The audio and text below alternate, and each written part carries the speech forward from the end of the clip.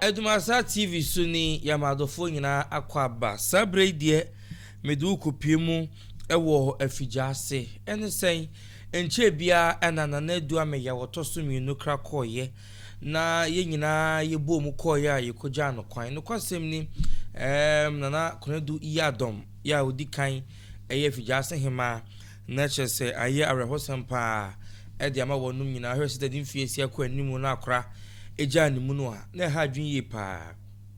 nti no arehosem de ma Effiduaseman ene mampoman chese da sebro se bunsu koy odinachi eja no an ni fa hin odinachi ja no an hu yan so no so se wontumi ntena eno no so koy ya yekoja no kwan ema no ekoye ihu ye se da yie no si koye ni bibia ye fe na jakoma di fie ehwe akire ma omo eye ntotoye obebo so wieye na wotweda ni mu no ihu se na jakoma di fie ni ono ankasa ne ba adwira hene koye kodi na wotweda no sabre no na da sebro sebunsu mampo hene etumi aba na ontumi meda asinti no amabi na yie da so na doto yie no so ene hu se obeda asiwie no nyina eto so a wo koye na wo mo ekosi bibi de kire Effiduasehene na oma no kwan ema no kodaye ya mama na manye sibia ede ema no eno kodaye no yete ho yenka bi nhyiemu enra adwo na ne nansasa ne na yakoside nanom kotena se ye de woso mu ye bia adwoada na de hie nyina ehyiaye ne nam so ema se de ese ne fata no dwato ahodo wo mu de ko nyina echi no na konedu ya domotoso mi no Effiduasehene ase abrantion munyamfo ya odasui na wayi no se omeso nananom mutu mu na won France Effiduaseman mampoman na Asanteman enyina na enyi obia se Professor Nick Ossei-Gerning na waboni din a ono na obeye Effiduasehene brepem na sabedie odehye ya yaboni din eno no na dia na ede wo ho dia na akono wo ho yanti mpopoye bia yanti dede bia yanti ntokwa bia yanti ntambia ni nyina ya sundwe mu a na chese wose ehwe na yebo na ahema enya tenkonwa no abaso yie pa isa ni ade hye no kretitiro om na ya na prempi no efiri wonom yebeda wonom ase se omo ahwe ama sundwe tumi abanti no ye hwei na Prof akakra ana sai ni sidinim Professor Nick Ossei die ni dinim no na yese wo ba ye hwa santimpum tu office oba be so mampone de abuma be sum sikadwa enti no wo ba no die no waye panyen enti betumi nya nimu gidie ese Effiduasehene enti ohwemu pa dia dwumadie kese pa wodie anase oye doctor ni a edwumadie no wodi bebre ewo omanyimu ene titiri enkofo aman so entuhwemu yedi a na dwuma pa ewo doctor edwumanimu no oye cardiologist ya womo ena ukopiemu ewo yaresabia ne adede a womo cardio centers ahodo no oye adwuma ewo mu pa oye consultant general ewo esan eye international cardiologist na chese enye Ghana nko yakaso bi international chese uyi Ghana to nchen ya yetsa so konkofo amaya hodo so nti na bodin no afri Ghana oye cardiologist to Ghana na wasan ya tsa so konkofo amaya so ya wasan eye cardiologist to hono mo a chese Ghana ne konkofo amaya so nyina ya je no ede no atum okopiemu ewo St Joseph Hospital ya ewo Newport I hoso watchere se waka wonom empanifo ne ho bi visiting general and international cardiologist University of Ghana Medical Center Accra into kopiem University of Ghana Medical Center so dia now we visiting general ewo honom a na odi ne dwuma ewo honom ye bona baso se officer now we British Empire no womo epanyina no UK honom 2024 na one more ebono sa abasoboi ewo ho 5th September 2022 ekosi 17th September 2025 in finfin honum no locum consultancy intervention cardiologist and na omo bon abaso ewo University Hospital the Grand University Hospital almost de saa abasobɔ no ɛma no me no wo kasei prempren me no kasei die oye adwuma oye general and mainly interventional cardiologist with 2 days in the cardiac per weekend and section clinic into no oye opanyini a ono na wo hwe hospital a ɛwɔ cardiac no ɛhɔ ɛwɔ abrochimemu a wo hwe na wadada niema ani ɛwɔ hɔ no mo committee no ya wo mo hwe frɛfrɛ meetings ahodo otena so na dokotafo mo hwe saa ayaresabia na sabia ye hɔ no wɔka wɔn ya wo frɛ meeting anase bibi ntoyi a wo frɛ no mo hwe ɛpɛ ho pomasibre no wo hwe ɛka ho asɛm and to see he has maintained his practice in Ghana, visiting for 2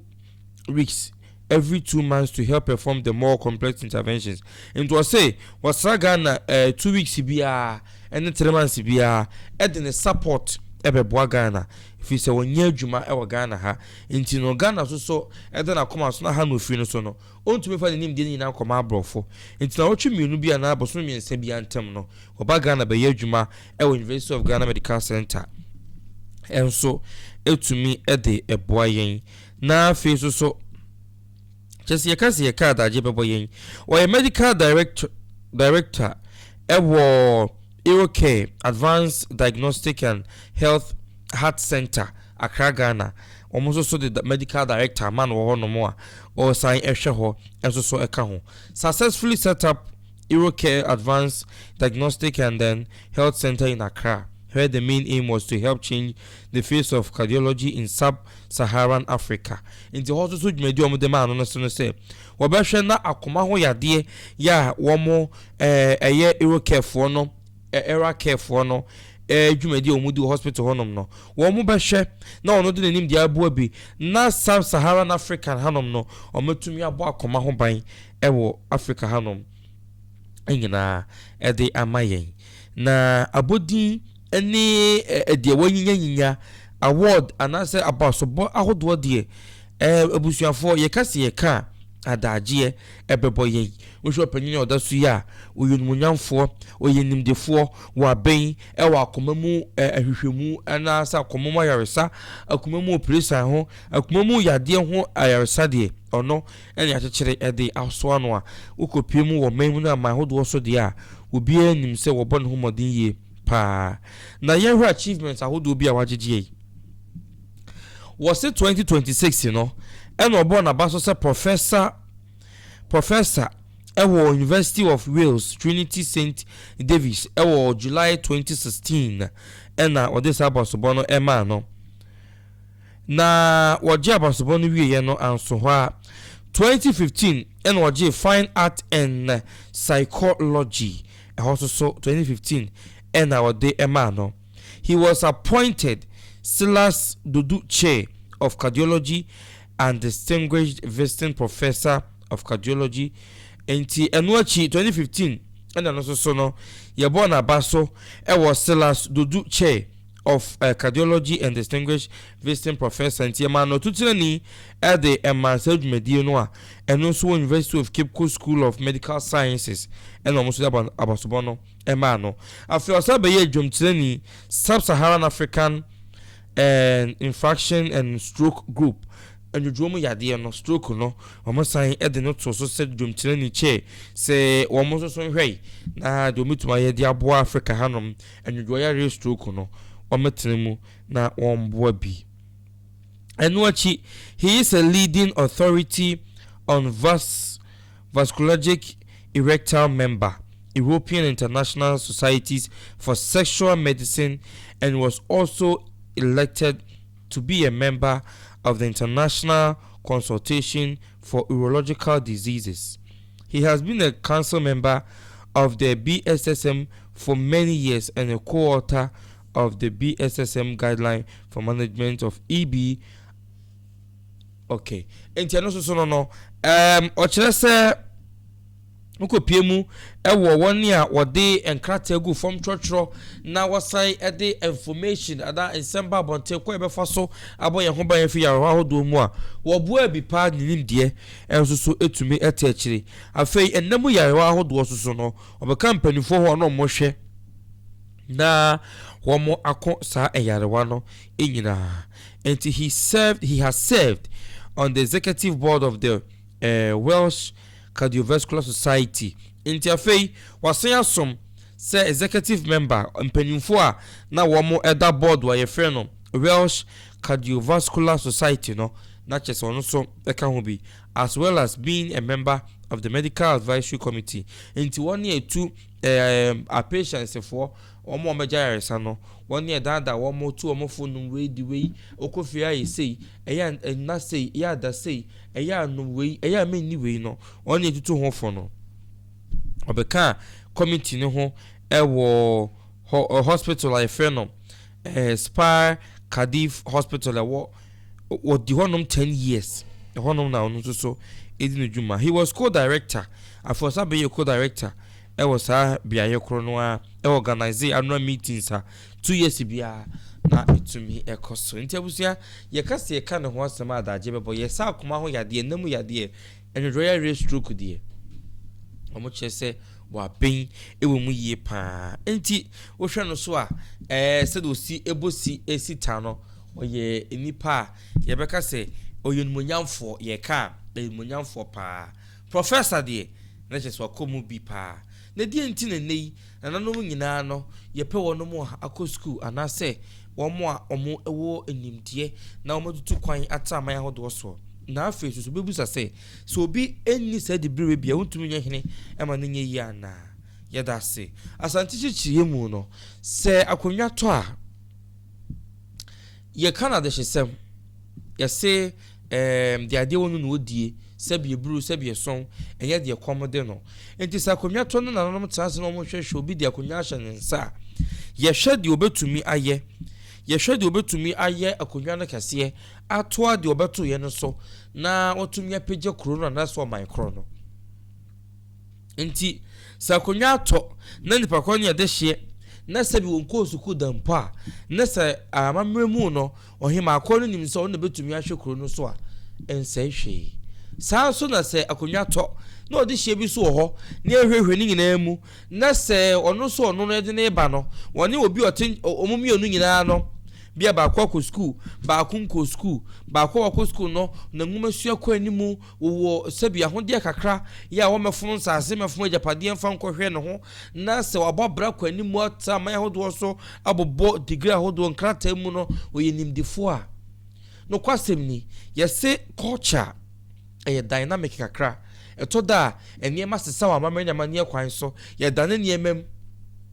nti kotoko hene ba yi eni bu wono ma na nanom ye eni bu wono ma na wonom dada wo ba ye no ose da bi eniema esesa se de na tete ne sidi adwuma no nanom di wo mu nkui no eniema esesa no mo sesa ho bi nti ese mo nyina nipa nyina da ne moa na se wanda ni bia da ne e ba behwo nti se e ba se yi a gi se na nanom hwe na omo so sakra nyememu na yetumi ne sadi society na dru no be fete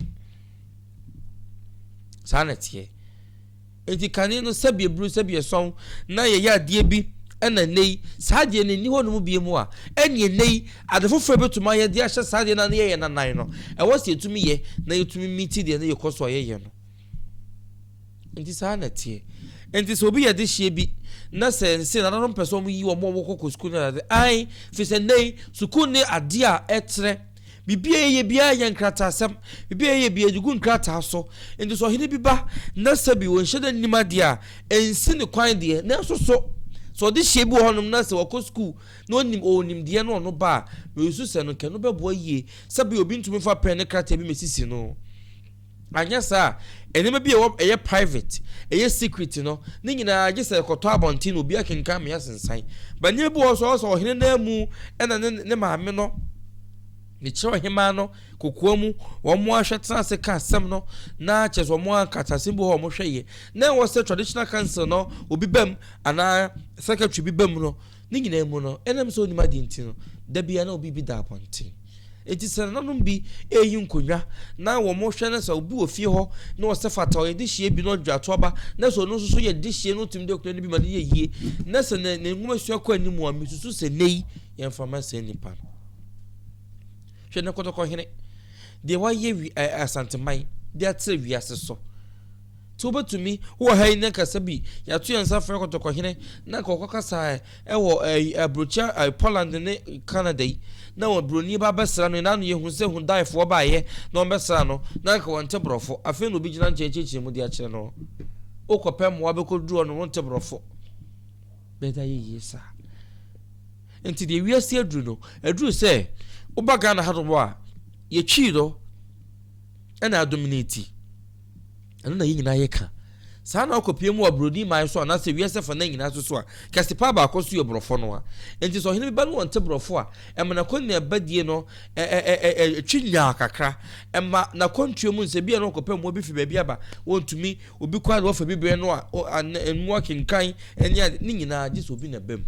eba sa no a na ne mai na tete no na suku sem ni honom ne de no de ene na chese ye twi pioro a na yeka enekwa no ye twi no asamo ba ho to the sense say ye bi ya say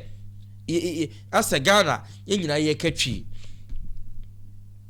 the tourism minister na no yete se waka say asa twi ne doso na de ende ya sate ama ya kog ba ken akwa aba ho okurum ha enti bibia dia dance say enie mesesa enipa ya atan asante enti ye twi no omutwom tan ombeka de nanso so brofo ne ya ye mo ya doso wo yikurum ha no ne brofo nko a didi djuma yeso ohini bia ba ye ko gazette na brofo ye nkrata ye ko san ndi unimu a ebedo hu se ha na wo se me san ha na wo se original house pe ne san ha na wo se me yesi ana se me yesi obi kwa no transase ho manso a ye de court ye file for we contempt abam we ayi sei court a several summons ne ade o yo ohini na se unimu akenkan ya san ne ma we nyina no gise se obi ni nchen ya wo twema se ni pa ne ba ha dwen ntinia mesesa na just was sa ho kakra wo so da na ho kakra enti na no ma yeto so da sabi omo enwumasu ani ani mo no menka se nya na se eye sabi fienyansa ni bi wonom so a ekwankan wo kosuku sade na onu fienyansa unsi pinsita fienyansa na wo so di kan nya ti na no mo titi nkonwa so a sabi omu ko school no mo di fienyansa na ebu man no na ye fe so ye yie pa obeko school ajabo dia hodo nyina na se wonnim efienyansa enye yie uyo hene na ate konwa so no nim fienyansa sabi ebru sabi yeson enko yie mfa mawo ne fienyansa no wo na oni school die kwa no tumi di boman fi se sanyansa ne emu do etsa adwene ntiase so nti ya ne no so ye nanso se nei sakonwa bi da ho ne yenyansi na afani besi dia mesere se yemfa ma do wo fienyansa wo school nyansa ya fama de owo fie nyansa no wo suku nyansa eno boa ema akonwa no pija akonwa no yekese na bibia tumi ekoso enti abusua na Effiduase de ya de ebrem no anche anaho anche na na do ame ya okra ko ye enche bia no tiye no enche bia na ebaye na konadu iyadom ya odikai oya de moniyo oba kokodru for enel oya de pa fi se de si ayentem na esi chese me kwa agye mensem me hu video no me hu pictures no ana me tie no na chese me kra no abompusa tama me tie no na me be fi hedru no ajesa sundwaba na mani nyina so de atadwa be na wo sie yi esati si mu otumu se wo mu nyina eni ajebusuo nyina kromo nyina nyina na yateda enya asem keto akabusua yenkonko hwe bra na hima boni din no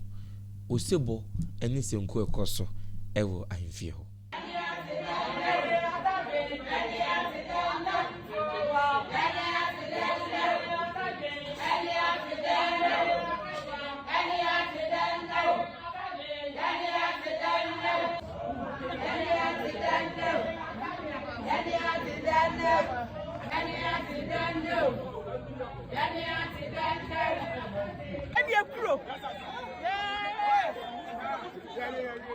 we interbusia na sei ena esi etie ye da obi bia sese brand do nyina Moshe ADUMASA TV. Within the artist, I'm Billy Black,